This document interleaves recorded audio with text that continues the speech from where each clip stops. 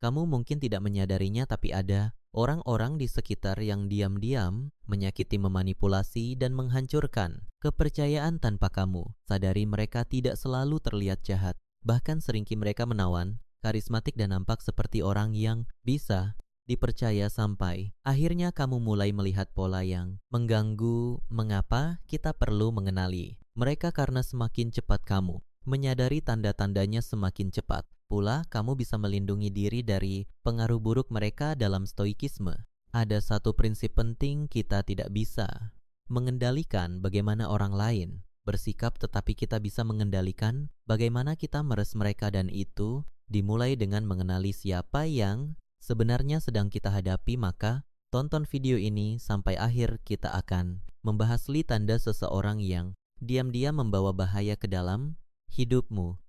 Jika kamu merasa informasi ini berguna, jangan lupa untuk berlangganan, karena di sini kita belajar untuk lebih bijaksana, lebih kuat, dan lebih memahami dunia sosial dengan cara yang realistis. Sekarang mari kita mulai. Poin pertama, menawan dan karismatik. Pada awalnya kamu pernah nggak ketemu Sor? Begitu memikat katanya terterapi, senyumnya menangkan dan berbaberi. Orang ini ada sesin yang dia war yang disebel kamnya dan nya akam mul terdengar terlalu kata-katanya tidak selalu sejalan dengan tindakannya. Ada sesuatu yang Tera tidak berhasil. Stoik mengajarkan kita unuk tidak kudah terpesona penilanar seseorang. Mereka mengkan bahwa karakter seseorang tidak kisah ilai hanya dar cara bicara atau bim mereka. Mawa itu sepnya satu anda bahwa kamu sedang berurusan dengan orang jahat adalah karisma mereka yang tampak begitu sempurna.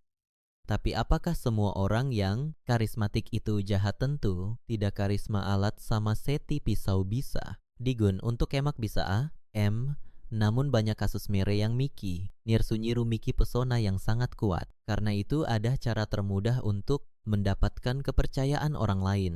Pikirkan lagi, berapa kali kamu melihat seseorang yang begitu meyakinkan di media sosial berbicara dengan penuh percaya diri seolah memiliki semua jawaban, tapi ketika kamu melihat lebih, ternyata mereka hanya menjual ilusi. Mereka bukan apa yang mereka ada. Fenomena psikologis yang disebut halo efek. Ketika kita melihat satu sifat positif pada seseorang, misalnya karisma, kita cenderung mengasumsikan bahwa sifat-sifat lain mereka juga baik. Itulah kenapa orang yang tampan atau cantik lebih mudah dipercaya. Begitu juga dengan mere yang berbicara dengan musik.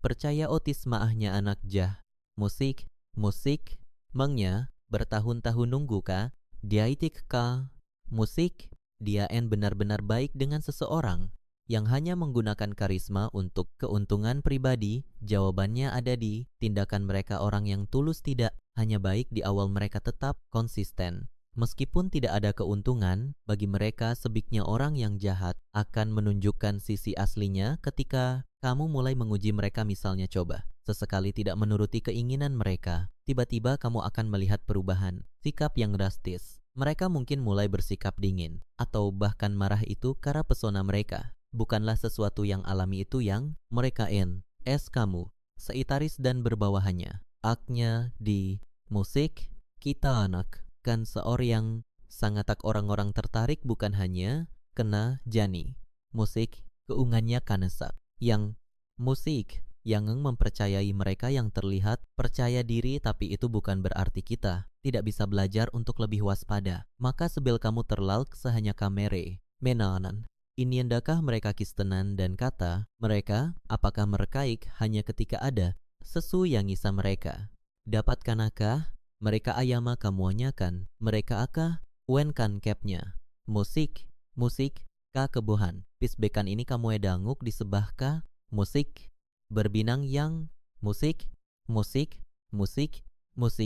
musik. Lalu apa yang terjadi jika kamu terus berurusan dengan orang seperti ini? Pertama, kamu akan mulai meragukan realitasmu sendiri. Ketika seseorang berbohong dengan sangat meyakinkan, kamu mungkin mulai bertanya-tanya, apakah kamu yang salah? Mengingat sesuatu ini bisa membuatmu terbak dalam siklus kebingungan dan ketitian. Kedua, kebohongan patologis bisa menghancurkan hubungan kepercayaan, adalah hondasi dari setiap hubungan baik. Itu persahabatan keluarga atau kerjaan begitu seseorang dikenal sebagai pohong sulit bagi orang lain. Untuk percaya merei di sisi inakah semua orang yang ngohisa dikatakan. Jahat lalu ada yang ngoh karena tak kena merah. Teranam atau kan karena mereka tidak tah baim unuk jujus sesu. Namun ada satu yang seseorang yang terus menusohan puliamnya en mung berni menyaki ek bohan embis musik. Tapi kemudian detailnya berubah ketika kamu bertanya lebih jauh mung mereka mengaku memiliki pengalaman tertentu, tapi hal-hal kecil yang sesuai dengan keye kamu ada yang ngesat yang kamu wasih. Ini iluskah kamu mengonron atau us? Kamu diam saja danim situ kembang? Musik. Spesifikas atau menantang mereka dengan cara yang ngus jika seseorang tahu bahwa meraispe, mereungik, seb, ke seseor, yang ungkanun. Kam kasus seini kamu usbangkan apakahan? Dengan Oranger Suk ditahankan atau sekarang mari kita bicara tentang sesuatu yang lebih kontroversial. Akannya kebohongan dianggap bisa diterima dalam konte, misnya mi perse, atau konlek besdi, mennya, yaohu keki, daren meremenik kekacauan yang bulkan. Itu isa menjanda sesuyang, berubah per, kam yang, meapa, han, musik, j, itu. Dan apakah kamu sendiri perah berboh, hiupmu jai mengkamu, makannya mung kita, musik, semi ada besara seyang ngosek, sit dan seor yang sebagbi, jadik apa akan kamu? Menihi, musik, kam ji, musik, maung, musik, ar, kam, musik, diit bicara bagaimana mereka memutar balikan situasi atau bagaimana mereka membuatmu meragukan perasaan dan keputusanmu sendiri. Itu bukan sekadar kebetulan, itu adalah manipulasi. Manipulasi bisa datang dalam berbagai bentuk, ada yang halus hampir tidak terasa dan ada yang terang-terangan merugikanmu. Tapi satu hal yang pasti, mereka yang ahli dalam manipulasi tahu persis bagaimana memanfaatkan emosi dan psikologimu untuk mendapatkan apa yang mereka inginkan. Sekbangkan sebah situi kamu saberagi kabarik dengan seseor tapi alih-alih ikut musik. Kita biasanya orang yang memanipulasi memiliki kamu untuk membaitent, meraizakta, dan atas ses yangnya. Buan ini ser disebgas septen manipul, pikis yangu, seanyara sendi, dan hal ini isterdimen saja.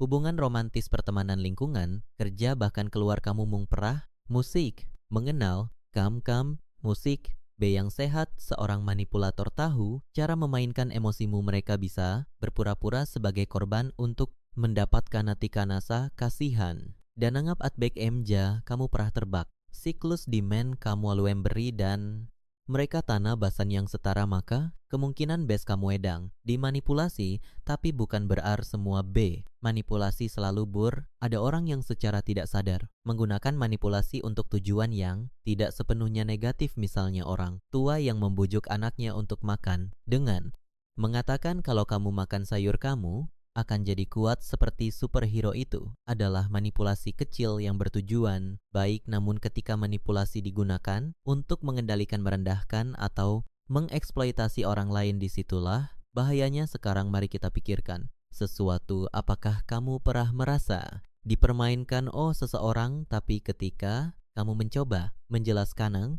kamu lens ini manor pelingkan diman kamen diugdan akhir sen ada teori siken musik hal yadim karape manipulator kenla musik. Ternyata kita sendiri yang pernah memanipulasi orang lain. Apakah mungkin bahwa tanpa sadar kita juga pernah membuat orang lain merasa bersalah atau menggunakan emosi mereka untuk keuntungan kita? Ini refleksi yang perlu kita lakukan, karena akhirnya mengenali manipulasi bukan hanya tentang melindungi dari orang lain, tapi juga tentang memastikan bahwa kita tidak menjadi bagian dari masalah itu sendiri. Karang, coba ikirkanakah ada seseorang hiupmu yang selalu membuatmu merasa tidak cukup, baik yang selalu membalikkan fakta setiap kali kamu mencoba mengungkapkan perasaanmu, atungkak, comment, danen manipul bisa terjadi siap saja. tapi dengan kesadaran refleksi dan keberanian Nuk. Berarti kamu darmen dan kam.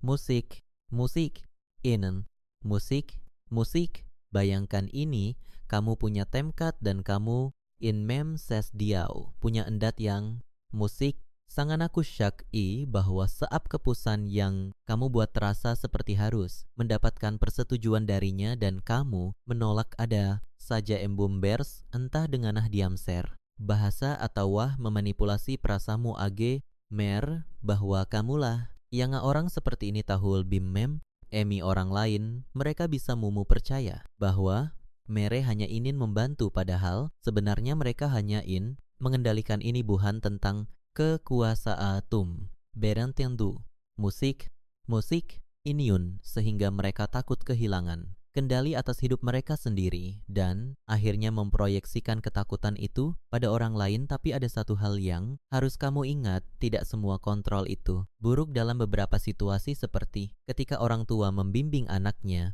kontrol bisa menjadi hal yang positif. Namun yang membedakan hal, niatnya jika seseorang mengendalikanmu karena mereka ingin melindungimu dan memberimu kebebasan untuk tumbuh.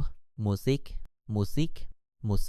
hame dengan teman atau keluh hingga kamu hanya bergan menre, mengrol keangan atau musik, daisak, aapi orang yang ngiki perilaku, mengen kamus esbah ini.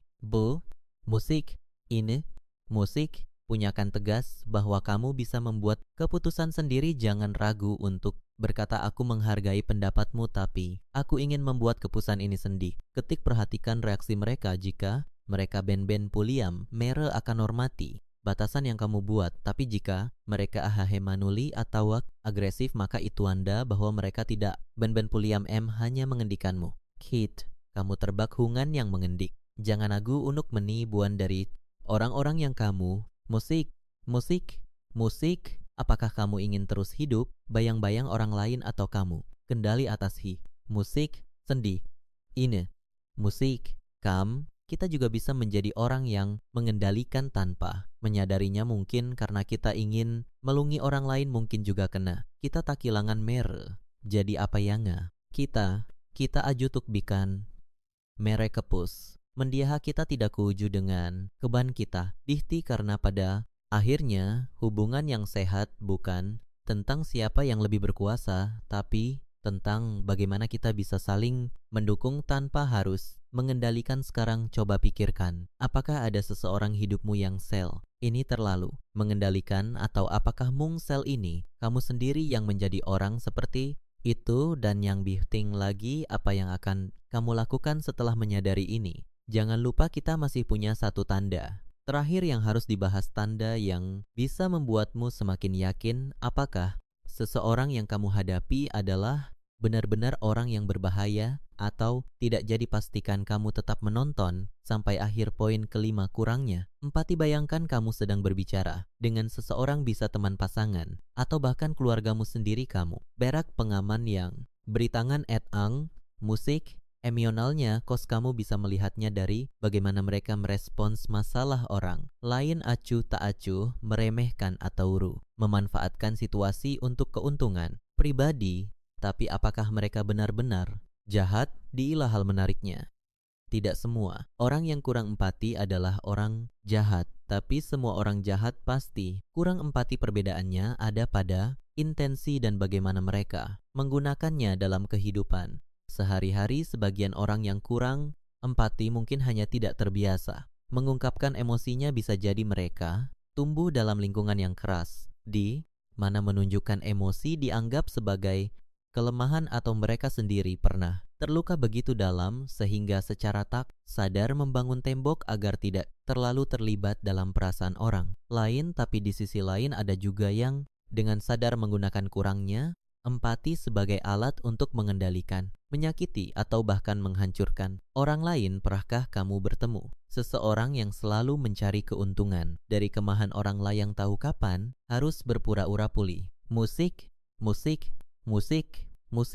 ini sedang berhadapan dengan seseorang yang kurang empati. Tapi apa penyebabnya? Secara psikologis, kurangnya empati bisa berasal dari berbagai faktor. Beberapa di antaranya adalah gangguan kepribadian, seperti narsistik atau antisosial di mana seseorang cenderung hanya peduli pada dirinya sendiri. Faktor lingkungan juga berperan besar. Pola asuh yang keras, pengalaman traumatis, atau budaya yang tidak mengutamakan empati bisa membentuk seseorang menjadi lebih dingin dan tidak peduli. Namun ada pertanyaan menarik di sini, bisakah seseorang yang kurang empati berubah? Jawabannya mungkin. Empati bukan sekar bawaan lahir, ia juga bisa dipelajari. Seseorang yang sadar bahwa ia kurang empati dan mau berusaha memperbaiki bisa mengembangkan kemampuan ini meskipun butuh waktu, tapi bagi mereka yang tidak peduli dan tidak melihat perlunya berubah, hampir mustahil untuk mengajarkan empati mereka. Dan inilah dilema yang sering terjadi ketika kita menemukan seorang yang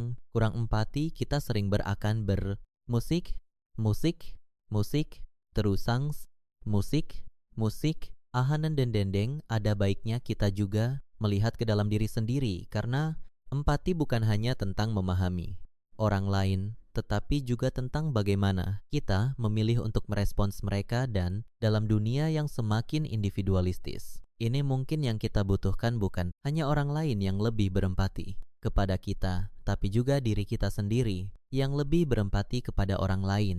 Jadi apakah menurutmu empati itu sesuatu yang bisa dipelajari atau ada orang yang memang terlahir tanpa empati? Beruen di komen. Kesulan Menaga, Darah Air Suni, Kebijak Sejah, Musik. Ada tanda-tanda yang mulai terlihat, sifat asli mereka yang tidak sejalan dengan apa yang kita harapkan. Ping. Untuk mengenali tanda anda ini, Dinar, kita isami kita sendi darampakne yang best sifat saat seperkebohan pis manual perilakuan serangnya MT Indator bahwa musik menganda anda ini sekitar musik best musik Aiseng yang musik kita dari lu yang kita ini yang musik kebagan. Jangan biarkan imu terbak ilusi bahwa Allah hal akan berah dengan sendirinya. Kadang-kadang kita usai stuk emkan dan itu janda nenangan yang seterakas. Tahyaksan video ini hing kamun jangan berang melangkah lebih bijak dalam kehidupan. Sampai jumpa di video berikutnya.